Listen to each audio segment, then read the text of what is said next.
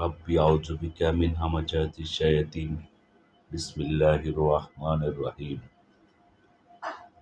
তুমি জিজ্ঞেস করো, কে রুজি দান করে তোমাদেরকে আসমান থেকে ও জমিন থেকে, কিংবা কে তোমাদের কান ও চোখের মালিক? তাছাড়া কে জীবিতকে মৃত্যুর ভেতর থেকে বের করেন এবং কেই বা মৃতকে জীবিতের মধ্য থেকে বের করেন? কে করেন কর্ম সম্পাদনের ব্যবস্থাপনা? যখন তারা বলে উঠবে আল্লাহ, তখন তুমি বলো তারপরও ভয় করছো না?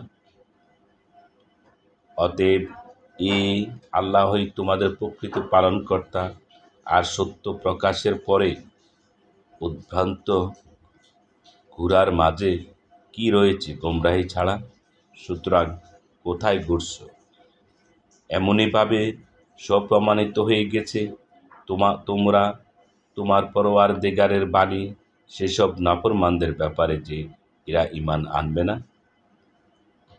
বলো, আছে কি কেউ তোমাদের শরীকদের মাঝে যে সৃষ্টি করে পয়দা করতে পারে এবং আবার জীবিত করতে পারে? বলো, আল্লাহই প্রথমবার সৃষ্টি করেছেন এবং অতঃপর তার পুনরুদ্ভব করবেন। অতএব কোথায় ঘুরপাক খাচ্ছ? জিজ্ঞেস করো, আছে কি কেউ তোমাদের শরীকদের মধ্যে যে সত্য সঠিক পথ প্রদর্শন করবে? বলো, আল্লাহই সত্য সঠিক পথ প্রদর্শন করেন। সুতরাং এমন যে লোক সঠিক পথ দেখাবে তার কথা মান্য করা, কিংবা যে লোক নিজেই পথ খুঁজে পায় না তাকে পথ দেখানোর কর্তব্য। অতএব তোমাদের কি হলো? কেমন তোমাদের বিচার? বস্তুত তাদের অধিকাংশ শুধু আন্দাজ অনুমানের উপর চলে, অথচ আন্দাজ অনুমান সত্যের বেলায় কোনো কাজেই আসে না। আল্লাহ ভালো করে জানেন তারা যা কিছু করে। আর কোরআন সে জিনিস নয় যে আল্লাহ ব্যতীত কেউ তা বানিয়ে নেবে। অবশ্যই এটি পূর্ববর্তী কালামের সত্যায়ন করে এবং সে সমস্ত বিষয়ে বিশ্লেষণ দান করে যা তোমার প্রতি দেয়া হয়েছে, যাতে কোনো সন্দেহ নেই তোমার বিশ্বপালকের পক্ষ থেকে। মানুষ কি বলে যে এটি বানিয়ে এনেছ?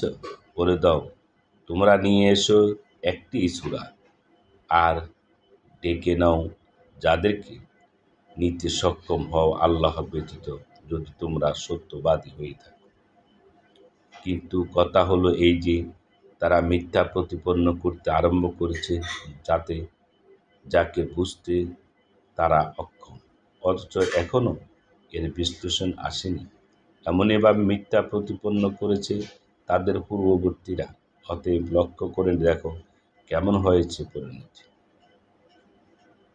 আর তাদের মধ্যে কেউ কেউ কোরআনকে বিশ্বাস করবে এবং কেউ কেউ বিশ্বাস করবে না। বস্তুত তোমার পরওয়ারদিগার যথার্থই জানেন দুরাচারদিগকে।